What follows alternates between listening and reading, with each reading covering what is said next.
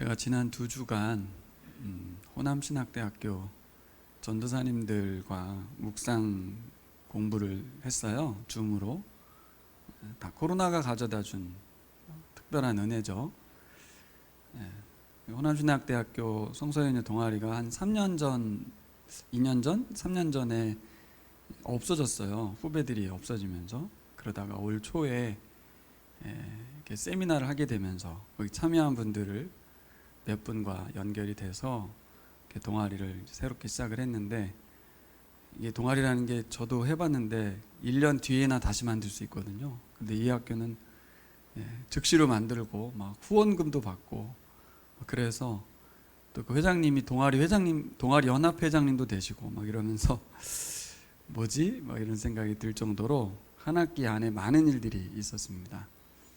근데 이제 그분들이 여름방학을 맞아서 학기 중에는 너무 바쁘고 과목도 많고 막 23학점까지 듣는다고 그래요. 그러니까 뭐 너무 벅찬 거죠. 그래서 방학 때 공부하기로 하고 이제 제가 했는데, 한 5주 10시간 정도 하던 거를 이제 4시간 하니까 맛배기밖에 안 된 거예요. 그래서 아쉬우니까 한 번 더 하자고, 그래서 갑자기 또 추가해서 다음 주에 강의를 또 했습니다. 그러면서 그 섬겨주신 우리 회장님이 되신 전도사님이 알고 봤더니 가정교회, 순천에서 가장 크게 하시는 가정교회의 첫 번째 목녀이셨더라고요. 처음으로 목녀가 되셨던 그 교회가 가정교회 세미나 하는 교회거든요. 그러니까 그냥 추측만 해봐도 그분이 얼마나 헌신적이고 또 교회 생활을 열심히 했을지 알겠죠. 그런 분이 이제 전도사님이 되신 거예요. 그래서 다른 교회 사역을 하고 계셔요, 지금. 그런데 이제 제가 이제 오랫동안 부교육자를 했기 때문에 다음 세대 사역을 했고, 그래서 전사님들은 현재 부교육자하고 다음 세대 사역을 하고 계시니까 조금 이제 어떻게 하면 좋을지에 대해서 대화를 하는 중에 이분이 이런 질문을 저에게 하셨어요. 아주 근심된 얼굴로. 목사님, 그런데 선생님들하고 같이 이렇게 해보니까 이분들이 변화될까? 이런 생각이 들어요. 그런 말씀을 하시더라고요. 이제 교인분들 중에 교사분이 대부분이 50대 이상의 이제 중견이라고 할 수 있는, 50대면 자녀들이 어느 정도 그죠? 컸고 이제 그래서 교회에 헌신하시는 분들인데, 너무 세고 이렇게 참 하나 되기도 쉽지 않고 이런 여러 가지 이야기를 하시더라고요. 그래서 제가 제 경험으로 또 제가 들은 바로는 사람은 변화되지 않는다고 합니다. 그렇게 말씀드렸죠. 저도 20대 때 이야기 들었을 때 조 목사님이 그러시더라고요. 사람은 변화되지 않아. 그럼 이제 의문이 드는 거예요. 그럼 목회를 왜 하는 거지? 그리고 변화된다고 하셨는데 근데 왜 또 안 변화된다고 하지? 이러니까 이해가 안 되더라고요. 20대 때 무슨 말을 하는 거지? 변화되지 않는다면서 왜 이렇게 변화를 추구하시지? 뭘까? 그러면서 이제 전사님께도 교사분들이 변화될 거라고 생각하지 마시고, 그러면 무슨 소망을 가지고 사역을 하냐는 거예요. 근데 제가 한 번 더 생각해 봤습니다. 그분들이 오죽할까? 50살 넘어 신앙생활을 벌써 해도 오래 했으면은, 그죠? 모태부터 했으면 50년 한 거고, 10대 때 전도 받았으면 40년이고, 20대 때 전도했으면 30년 가까이 신앙생활을 했는데, 전사님이 그런 고민을 할 정도의 그런 분들이라면 그 속은 어떨까? 본인들도 스스로는 내가 변화되지 않고 있는 거에 대한 답답함이 없겠습니까? 뭔가 매너리즘에 빠진 것 같고 멈춰 있는 것 같은 것에 대한 심각한 고민이 있을 것입니다. 그렇죠? 그리고 한 번 더 생각해 보니까 하나님도 참 답답하시겠다 싶어요. 네. 아니, 이렇게 오랜 기간 나와 함께 예배를 드리고 함께 지내왔는데 변화의 가능성이 별로 안 보이는 답답한 지경에 빠진 그들을 보는 하나님의 마음은 어떨까요? 정말 답답하시겠죠. 얼마나 답답할까요? 오늘 48장 4절은 내가 알기에 너는 완고하다. 내 목 힘줄은 쇠붙이다. 내 이마는 노쇠나 다름없다. 뭐 그런 말 있잖아요. 우리가 하는 말, 흔히 하는 말, 철면피. 예, 얼굴에 막, 예? 얼굴이 이게 살이 아니고 낯두꺼운 쇠 같다는 거죠. 예, 하나님이 그렇게 말씀하신 거예요. 너희들은 철면피 같다. 그러면서 계속 말씀하시죠. 내가 너희들을 안다. 내가 너희들을 안다. 그죠? 8절에 보면 나는 알고 있었다.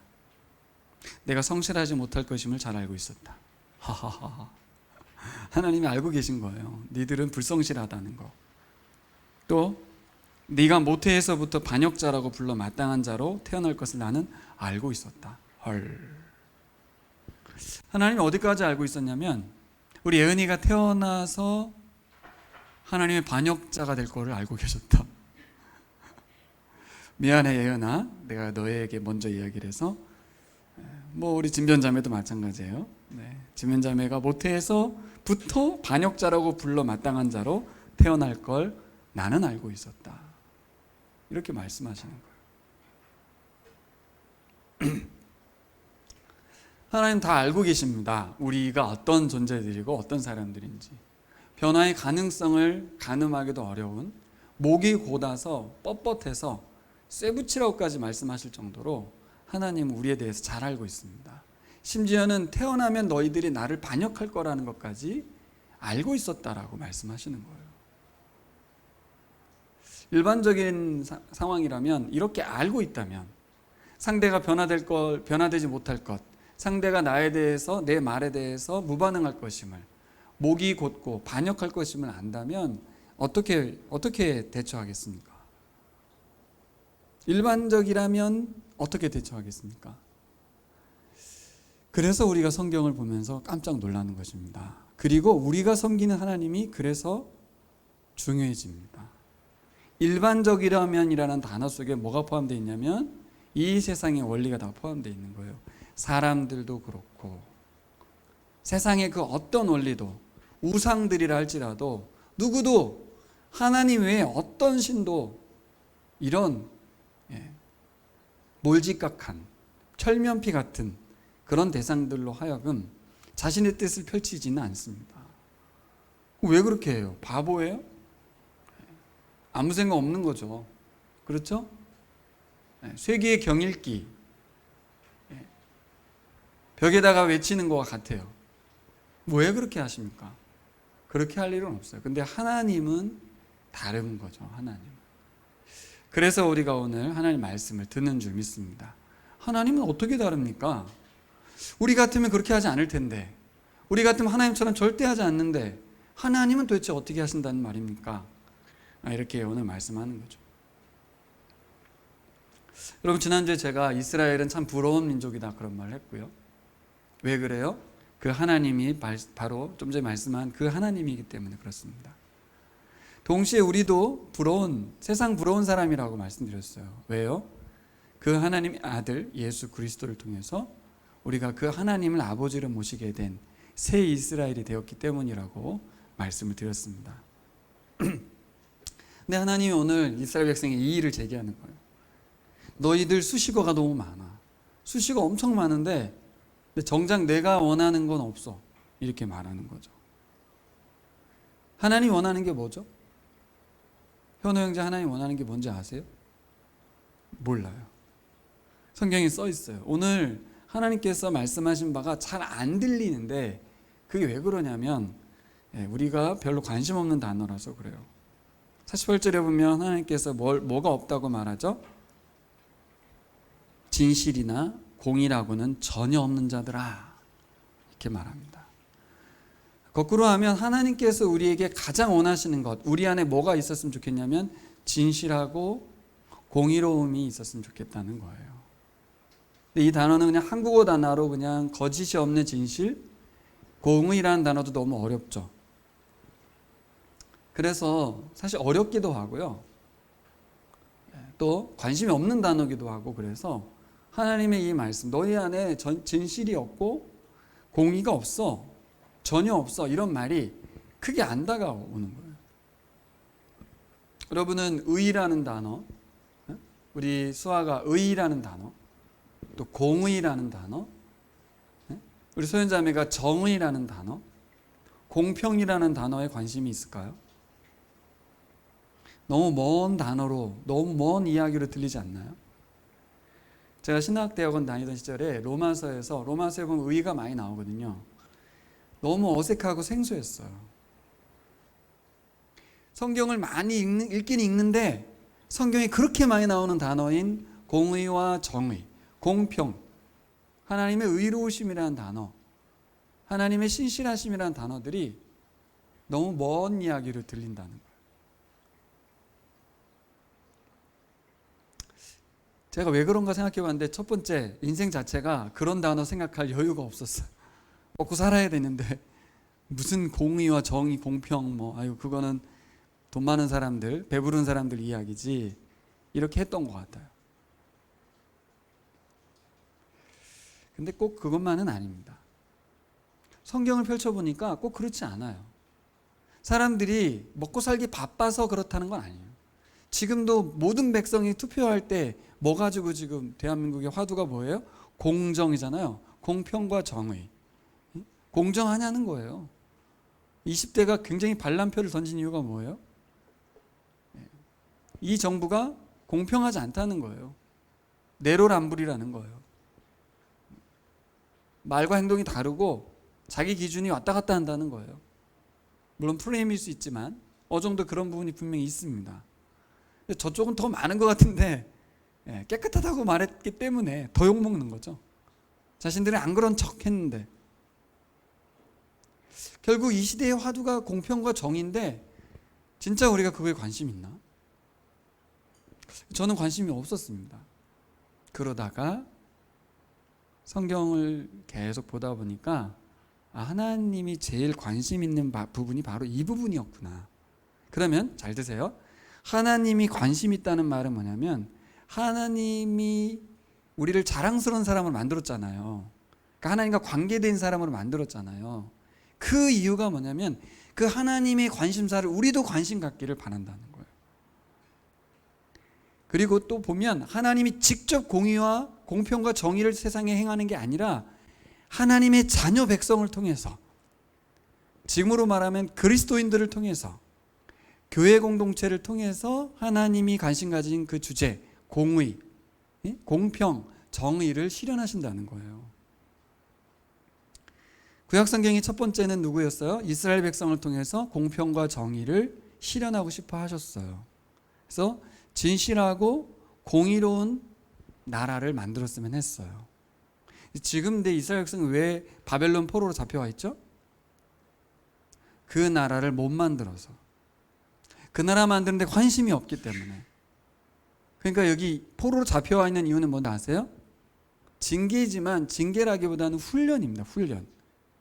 이 훈련의 과정을 겪어서 어떻게 하기 위해서 다시 그 하나님의 뜻을 펼치고 싶은 백성을 만들겠다는 거예요.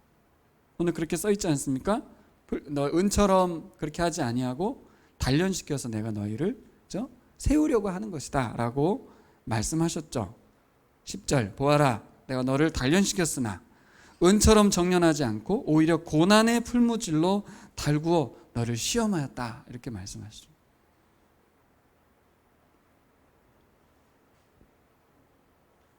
오늘부터 여러분 억지로라도 의와 공의, 공평, 정의에 관심을 좀 가져주세요. 우리가 아버지라고 부르는 그분이 그거에 온통 관심사를 갖고 계시거든요. 근데 이스라엘 백성은 관심이 없었어요. 정말 답답할 지경으로.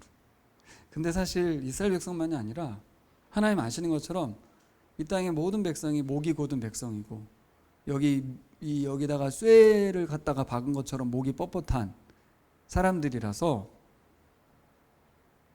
자기 고집대로 자기가 추구하는 것을 계속 추구하지 하나님께서 원하신 걸 추구하지 않는다는 뜻입니다. 이스라엘 백성은 본복인 거죠. 그들은 샘플이에요. 이 땅의 어떤 사람들도 하나님이 말씀하시는 공의와 공평, 정의를 추구하지 못한다는 뜻입니다. 다시 말씀드리지만 구약 성경에 흐르고 있는 메시지는 공평과 정의입니다. 이사야의 주제이기도 해요. 근데 왜 우리에게 이게 안 보일까요? 이사야서를 아무리 읽어도 뭐만 보일까요? 예수님께서 우리를 구원하신다는 이야기, 하나님 우리를 포기하지 않는다는 이야기. 그러니까 궁극적인 건 안 보이고 자꾸 나한테 뭐가 유익한지, 하나님 나한테 뭐 주신다는 것인지, 그래서 내가 힘든데 도와준다는 것인지 이것만 좀 보이는 거예요. 잘못은 아닙니다. 그것이 보여서 이제 낚이는 거죠, 하나님께. 낚여서 결국 하나님 어떤 사람을 만들겠다는 거예요? 하나님이 이 땅에 펼치고 싶은 하나님의 뜻인 공평과 정의를 행할 수 있고 추구할 수 있는 사람으로 만들겠다는 거예요. 그래서 첫 번째 하신 일이 옛적 일이 뭐예요? 여기 나와 있는 옛적 일은 바벨론 포로에 잡혀가기 전까지의 일. 하나님께서 아브라함을 부르시고 이스라엘 백성들을 했던 일들을 쫙 나열합니다. 그리고 새 일은 뭐예요? 지금 창조한 새 일이라고 말하는, 너희들이 알지 못하고 비밀에 감춰진 이 새 일은 뭐예요? 원론적으로 보면 고레스를 통하여 이스라엘 백성을 유대 땅으로 돌려보내는 일입니다. 물론 사실 이게 옛날부터 말해줬던 일인데 감춰줬었다고? 분명히 예언자가 했던 말인데 다 아는 이야기인데 하나님은 감췄다고 말을 해요. 이게 뭔지는 좀 이따 풀어드리겠습니다. 왜 감췄다고 표현할까? 다 아는 얘기인데. 일단 사람들이 말을 들어놓고도 그거 이루어질 거라고 믿지 못했어요. 너무 현실적으로 불가능한 이야기이기 때문에 안 믿었다고요. 감춰졌다고 표현할 수 있죠. 또 어떤 측면에서 감춰졌다고 말할 수 있냐면 우상들에게는 감춰졌다, 그런 뜻입니다. 이 얘기를 왜 하냐면 이스라엘 백성들이 거대한 제국이었던 바벨론에 포로로 잡혀갔고 자신들의 눈에는 누가 제일 무섭냐면 바벨론의 신 마르둑이 제일 무섭고 바벨론이라는 나라, 강력한 그 나라가 제일 무섭거든요. 그러니까 하나님 위에 하나님이 마르둑이 돼버렸잖아요. 근데 감춰줬다는 말을 왜 한 거냐면 마르둑도 모르는 일이다, 그런 뜻입니다. 그가 가장 센 신이고 가장 강력한 나라는 바벨론일 것 같아도 고레스가 바벨론을 멸망시킬 것이고 마르둑은 헛된 신인 것을 알게 될 것이고 하나님이 참 신임을 알게 될 거라는 거예요.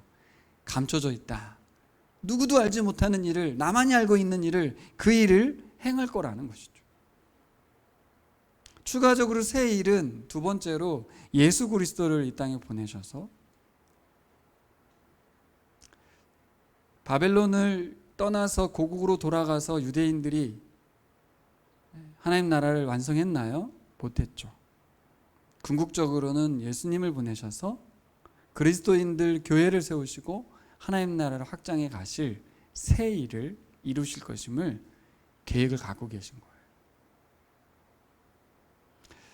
새 일의 가장 핵심은 뭐냐면 공평과 정의입니다.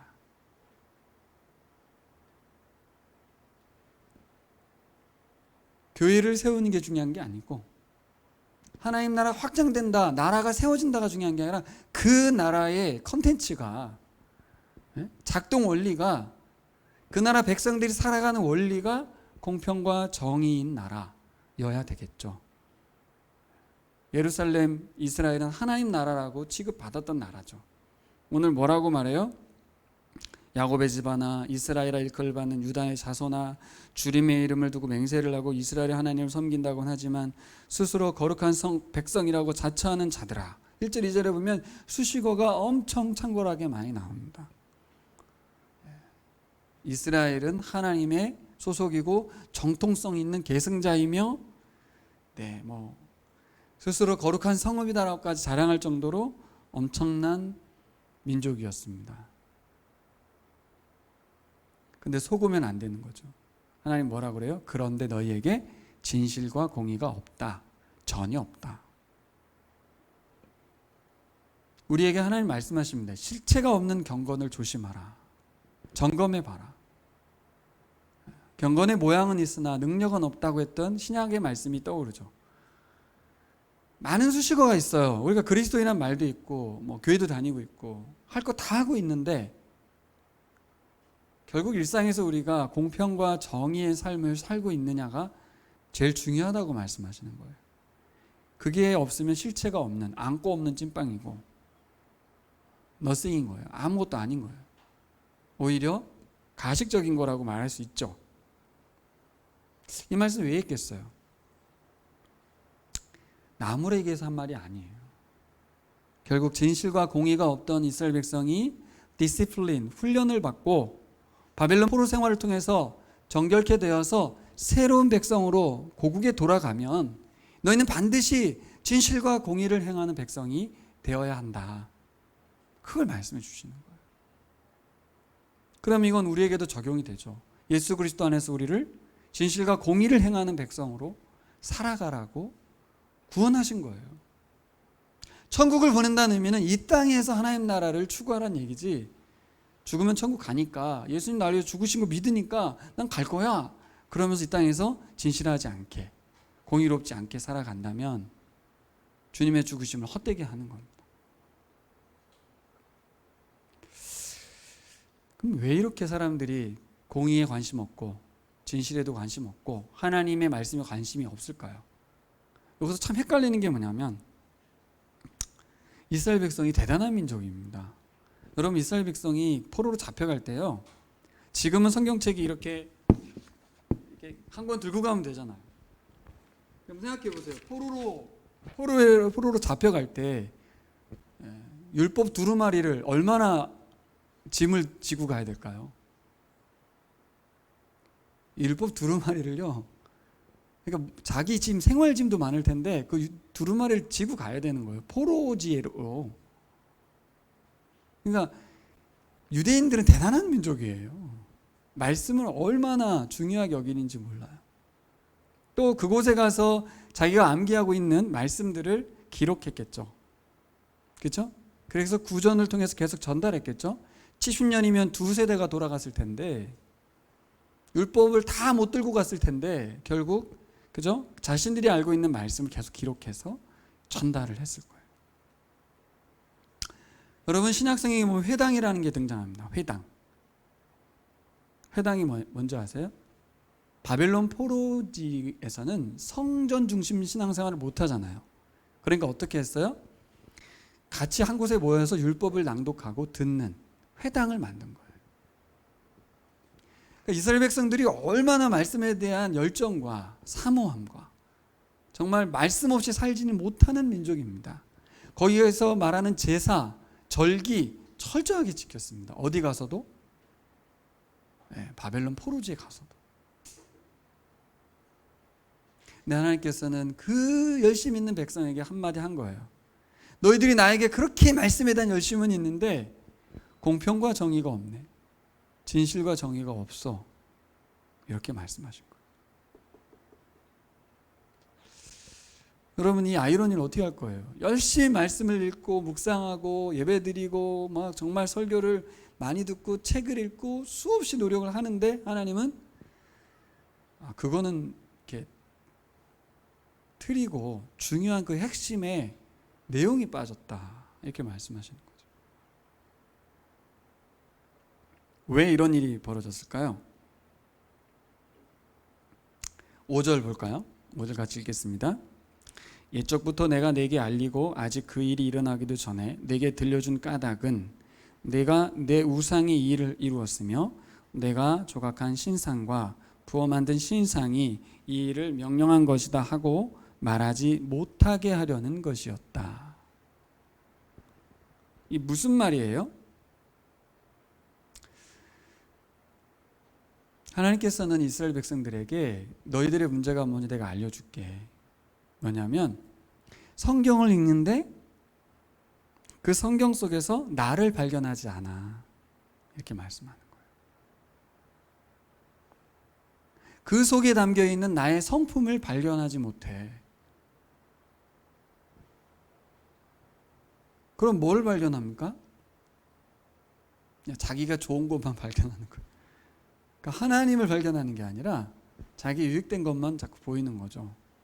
이런 패턴은 어떻게 우리 삶에 드러났냐면 우상숭배로 드러났습니다. 하나님을 섬기기도 하지만 놓을 수 없는 세상, 원리, 자본주의 가치관, 처세술, 지식, 경험 많은 사람 정말 무섭습니다. 자기가 경험해봤기 때문에 이건 참 지식이거든요. 절대 놓지 않습니다. 학력이 높은 사람도 마찬가지. 내가 많이 알거든요. 그러니 어줍지 않게도 나한테 충고하지 말라고 하겠죠. 그런 거 없어도 돈 많은 사람은 또 다 필요 없습니다. 왜냐하면 그것의 결론은 돈인데 내가 돈을 다 갖고 있는데 무슨 나한테 조언이 필요 있냐는 거죠. 왜 사람들은 우상의 말은 그렇게 잘 듣고 세상의 말은 잘 이렇게 새겨 들으면서 하나님의 말씀은 듣지 않을까요? 핵심 다 한 가지예요. 우상은 나를 배부르게 해주고 나를 높여준다고 말하지만 하나님의 말씀은 너의 것을 내려놓고 공동체에서 희생하고 나의 종이 되어 세상을 섬기라고 말하기 때문에 그렇습니다. 내가 듣고 싶은 말이 뭐예요, 여러분? 솔직하게 얘기해 보세요. 하나님의 말씀을 듣고 싶어요? 우상의 말을 듣고 싶어요? 우리가 듣고 싶은 말은 우상이 해주고 있기 때문에 그렇습니다. 현실적으로 이스라엘 백성은 바벨론의 포로잖아요. 마루두게 하나님 이긴 거잖아요. 세상에서 가장 강력한 나라는 바벨론이잖아요. 자기들은 포로잖아요.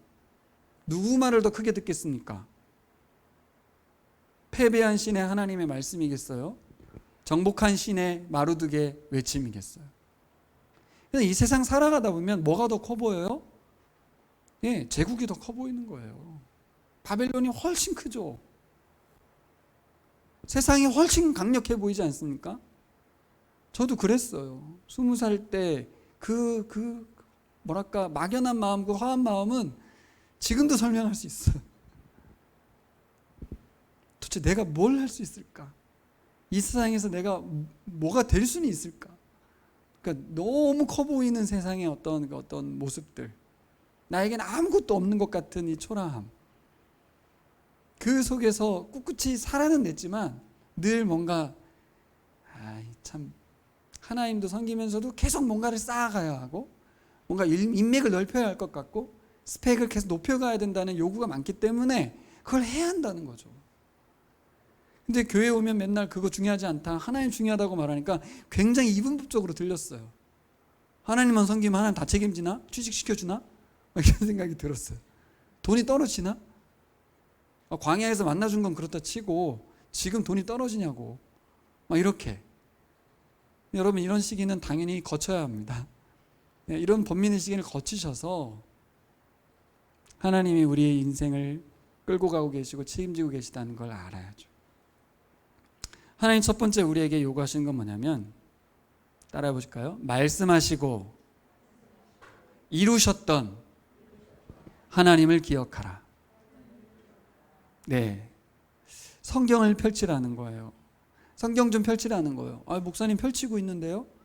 그러니까 거기서 말씀하시고 이루셨던 하나님을 보라는 거예요. 그거 안 보고 딴 걸 자꾸 보니까 하나님 말하는 거예요. 내가 말했던 거 좀 찾아내. 그리고 내 말대로 된 것을 찾아봐. 봐봐. 나만이 참신이라고. 나만이 살아계신 신이고. 나만이 성실과 공의로운 하나님이라고. 자, 네가 따랐던 우상, 걔가 했던 얘기 꺼내봐. 그래서 그것이 이루어졌니? 그걸 따랐더니 그렇게 됐니? 물어보시잖아요. 그러니까 세상이 말하고 세상이 말한 대로 순종했더니 과연 내가 어떤 열매를 맺혔는지, 하나님 말씀하시고 하나님 말씀하신 대로 어떤 결과가 나타났는지 보라는 거예요. 자꾸 딴 얘기하지 말고 성경을 펼쳐보라는 거예요. 그러면 하나님께서 왜 이런 걸 기록해놨을까요? 이렇게 오늘 말하죠. 야, 니들이 우상이 한 말대로 우상이 얘기해서 한 거예요 라고 말할까 봐 그랬다, 이렇게 말씀하시잖아요. 딴소리 하지 마. 내가 말한 거야. 우상의 말이 아니야. 우상이 너희를 책임지지 않아. 다른 신이 아니야. 나만이 창조주고 나만이 세상의 주권자고 구원자야. 그래서 내가 기록한 거야. 그럼 여러분이 믿고 있고 신뢰하고 붙들고 있는 그 세상 경전, 그 텍스트는 존재합니까? 몇천 년 동안 흘러오는 그 어떤 전통, 그 텍스트, 그거 이 시대에 적용이 됩니까? 그렇지 않아요. 하나님의 말씀만이 역사 가운데에서 만고불변의 진리인 줄 믿습니다. 왜 그래요? 왜 만고불변의 진리예요? 하나님 지금도 살아계시거든.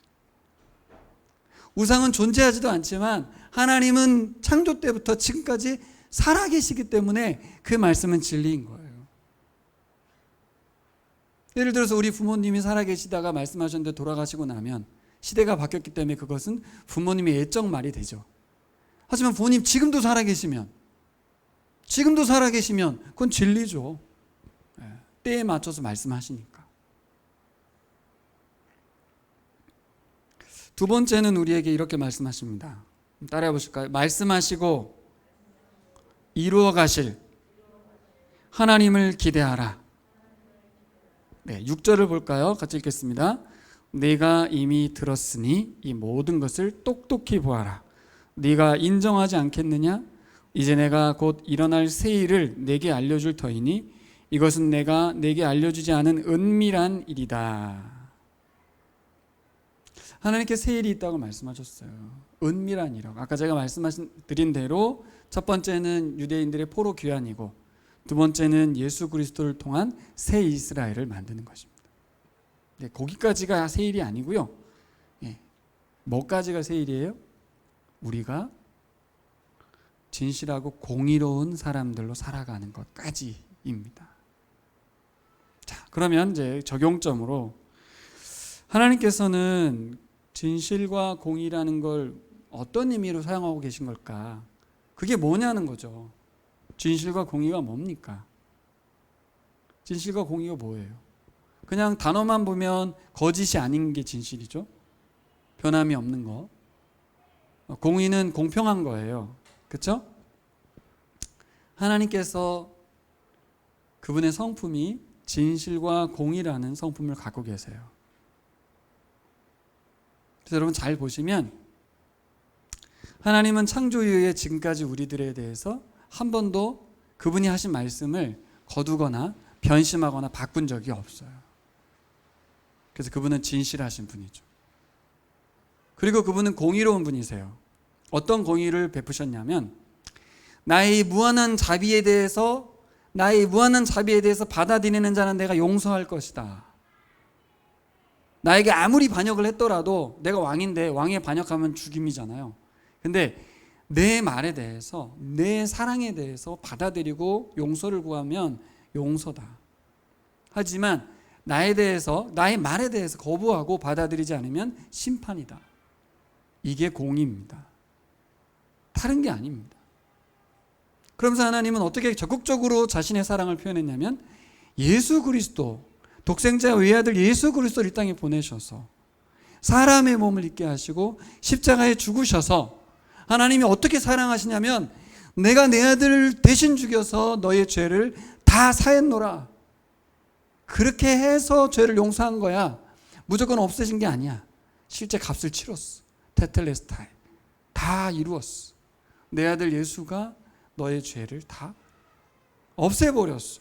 그러므로 나는 너를 용서했다. 과거 완료형입니다. 용서했어. 그걸 받아들이면 된다. 공평하죠? 왜 공평합니까? 죄를 졌는데 그냥 없던 걸로 쳐주는 게 아니고 죄를 심판하셨어요. 누구에게? 아들 예수를 처형하셨어요. 하나님의 진노로 그를 죽여버리셨다고요. 나를 대신하여. 하나님은 약속대로 심판하셨고 또 우리에게 구원의 길을 열어주셨어요. 어떻게 구원의 길을 열어주셨어요? 예수님께서 십자가에 죽으시고 부활하심으로. 우리가 육체의 죽음을 기다리고 있는 자들인데 이렇게 하면 끝나는 건데 예수가 부활하심으로 그 아들 예수 그리스도의 부활을 믿는 자들은 모두 동일한 부활에 이를 것임을 약속해 주셨습니다. 믿으십니까? 네, 믿으셔서 다 세례 받으셨잖아요. 그렇죠? 이 뻔히 아는 이야기가 여러분에게 어떻게 다가오십니까? 여러분, 이걸 놓쳐버리면 우리는 하나님의 공평과 정의에 관심을 갖지 않습니다. 그래서 그 은혜 받은 우리들을 어떻게 하길 원하시는 거예요? 우리를 자녀 삼으신 이유가 뭐예요? 하나님의 아들 예수 그리스도처럼 또 다른 아들이요 딸인 우리들이 동일하게 하나님의 사랑과 자비를 세상에 가서 알리기를 바라시는 거죠. 근데 이것을 단순히 복음으로만 이해하시면 안 되는 게, 복음이라고 하는 어떤 축약된 표현으로만 이해하면 안 되는 게 뭐냐면 공평과 정의예요. 이 공평과 정의가 뭘까요? 구약시대 때는 뭘로 돼 있었냐면 안식일, 안식년, 희년 제도를 통해서 하나님께서 알려주셨습니다. 뭐가 공평하냐? 이 땅 다 내 땅인데 태어날 때부터 어떤 사람은 좀 무능력하게 태어났고 어떤 사람은 탁월하게 태어났어요.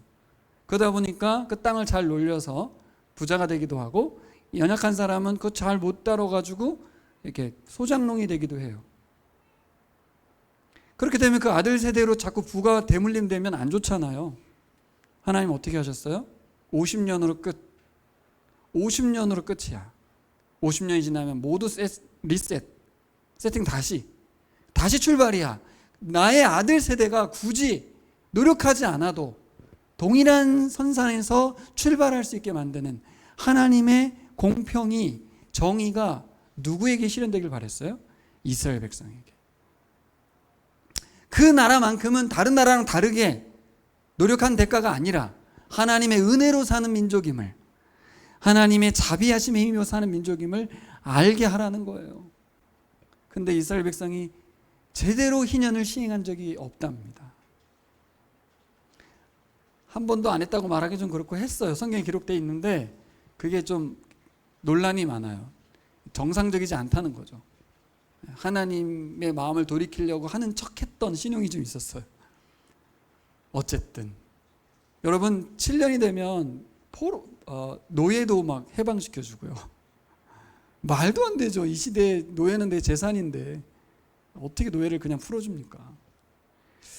하여튼 이 엄청난 법들이요, 구약성경에 우리가 지루해야 하는 이 법들이 하나님의 공평과 정의, 진실하신 하나님의 성품을 담고 있는 말씀들이었습니다. 자, 정리해 볼까요? 결국 이 사람들이 이 말씀을 읽으면서 무슨 생각에 사로잡힌 거예요? 이대로 살다간 아무것도 안 남겠다. 내가 이렇게까지 고생해서 많이 벌었는데 이거 이대로 순종했다간 우리 자녀가 또 고생해야 되겠다. 그러면서 사심이 폭발하고, 또 다른 나라 봤더니 와, 저 나라는 진짜 부자가 많아.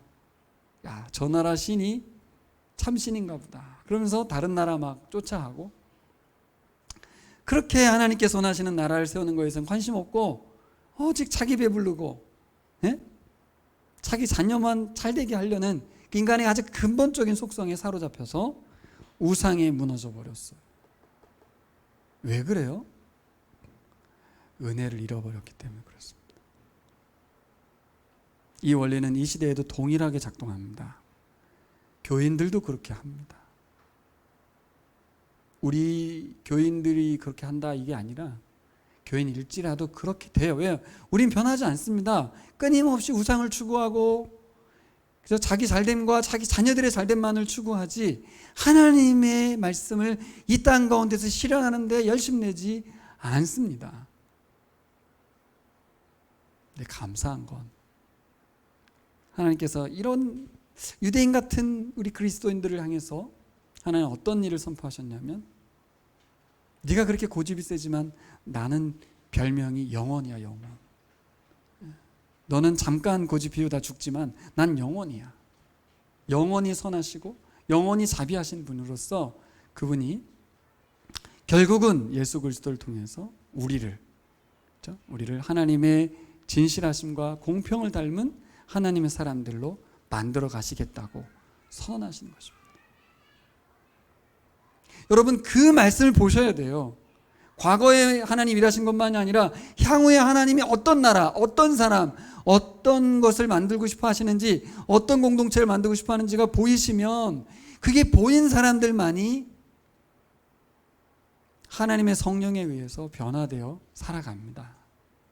물론 그러다가도 인간적이 되기도 하지만 그것이 나를 사로잡히게 되면 그때부터는 예수님 닮은 사람으로 살아가는 거예요. 남을 줘도 전혀 아깝지 않고요. 이것이 내 것이 아니고 전부 하나님의 것이며 계산하지 않게 되고 감사하게 되고 은혜롭게 살아가게 됩니다. 그게 샬롬이죠. 그렇죠? 이 땅 사는 동안. 저는 우리 공동체가 가난한 교회의 정체성을 갖고 우리 교우들이 서로 나누고 베풀어서 너무 좋습니다.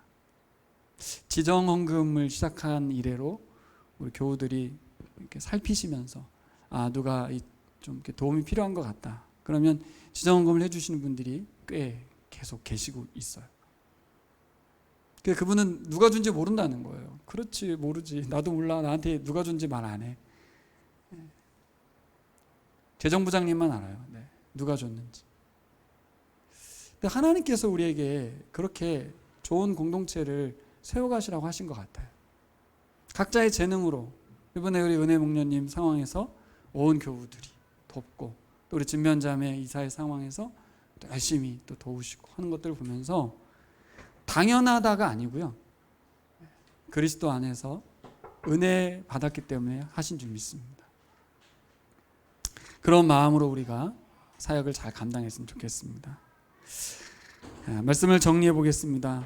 우리 하나님의 세일 프로젝트가 우리의 노력이 아닌 하나님의 뜻에 의해서 하나님의 능력으로 이루어질 줄 믿습니다. 그 믿음을 갖고 살아가신 여러분 되시기를 축원합니다.